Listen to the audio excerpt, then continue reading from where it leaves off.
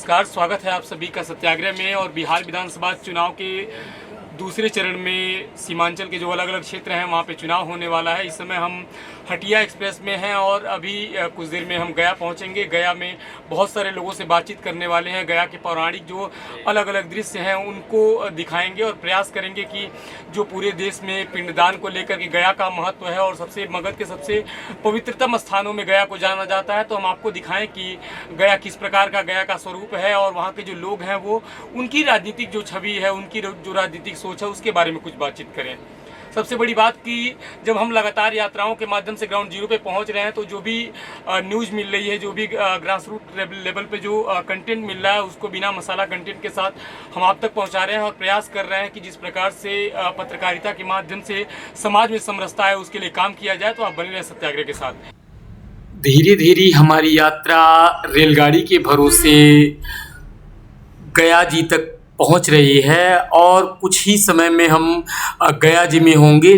सत्याग्रह के इन कार्यक्रमों में हम ग्राउंड जीरो पे हैं और आप देख सकते हैं कि किस प्रकार से गया जी का यह सुंदर दृश्य आपके सामने है, जिसमें पहाड़ियों से घिरी हुई ये खूबसूरत नगरी गया जी दिखाई दे रही है। ये फाल्गु नदी है जिसमें आपको अभी पानी दिखाई दे रहा है, जो रबर डैम के माध्यम से यहाँ पे रोका गया है। और जो यहाँ पे पिंडदान करने के लिए लोग आते हैं उनका विशेष तौर पे महत्व है।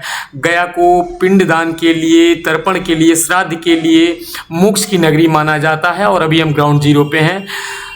चुनाव से दूर हटके जब ये आप कार्यक्रम देखेंगे, जो विष्णुपद मंदिर में श्री हरि लक्ष्मी नारायण का उद्यान है, भगवान विष्णु का बगीचा है ये, और इस मंदिर के बारे में, यहाँ के रहस्यों के बारे में, यहाँ के जो पंडा हैं, जो पुजारी हैं, उनसे हम बातचीत करेंगे। तो आप बने रहें हमारे साथ इस विशेष साक्षात्कार में, के बारे में, यहाँ के जो यहाँ का जो महत्व है उसके बारे में।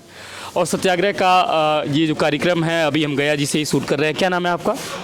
मेरा नाम तो रवि पाठक है। पाठक जी, अभी हम विष्णुपद मंदिर पे हैं। भगवान श्री हरि के, विष्णु जी के जो चरण चिन्ह हैं वो अंकित हैं यहाँ पे। क्या बताना चाहेंगे उसके बारे में, उसके महत्व के बारे में लोगों को? भगवान विष्णु के चरण चिन्ह ये है कि प्रथम यहाँ सीता माता रामचंद्र जी समस्त परिवार के साथ में आए थे और सीता माता जी ही प्रथम पिंड दिए थे। जो नदी के उस पार में राजा दशरथ मंदिर है, इधर भगवान विष्णु की चरण है। उसी चरण पे हम लोग पिंड छोड़ने के बाद दर्शन करते हैं और हमारे गयापाल गुरु जी से आशीर्वाद लेते हैं और समस्त ब्राह्मणों से आशीर्वाद लेके अपने घर पे जाकर जय जयकार करते हैं। और बहुत पवित्र ये धरती है, इसी में राम सीता जी के आकर बहुत भव्य रूप से राजा दशरथ की सदगति को प्राप्त किए थे। यही गया जी का वर्णन है, यही गया जी का है। गया जी में यहाँ तत्व भूमि है जो माँ मंगला गौरी शक्तिपीठ के नाम से जाना जाता है। जो यहाँ दर्शन करने से उनकी समस्त पापों से, समस्त उद्धारों से, समस्त पितरों से उनकी मुक्ति होकर पुण्य लोक में चले जाते हैं। और प्रथम जो तीन देवता को साक्षी किए तो सीता माता जी ने ही साक्षी किए, ब्रह्मा, विष्णु और महेश। मेरा नाम हुआ रवि पाठक। मैं भी यूट्यूब से चैनल से मैं जुड़ा हुआ हूँ। मेरा नाम है रवि पाठक 7236। पाठक जी, ये जो गयासुर की जो कहानी है उसके बारे में अगर आप कुछ बता पाएँ लोगों को। गयासुर एक तपस्वी राक्षस हैं और राक्षस बहुत पुण्य हैं और भगवान ब्रह्मा को और विष्णु को और रुद्र को ध्यान करके जप करते थे, तभी नारायण प्रसन्न होकर उनकी पुण्य आत्मा को देकर स्वर्गलोक में पधार गए। तभी से भगवान धर्मशिला पैर रखकर उनके पाद पर रखकर मुक्ति पाद में बना दिए।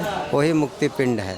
धन्यवाद, धन्यवाद पाठक जी। तो ये था अभी गया जी से हम बातचीत कर रहे थे पाठक जी से, और यहाँ का जो महत्व है, यहाँ का जो पौराणिक अलग अलग कथाएं हैं उसका वर्णन हजारों मुखों से नहीं किया जा सकता है। कहा जाता है कि गया जी में जो भी सनातन धर्म के अनुयायी हैं वो एक बार आते हैं, और भी बौद्ध मठ भी हैं यहाँ पे। तो गया जी के ग्राउंड पे अभी हम हैं गया जी में, और ग्राउंड जीरो से ये खबर आप देख रहे हैं। तो आप बने रहे हमारे साथ। बहुत बहुत धन्यवाद।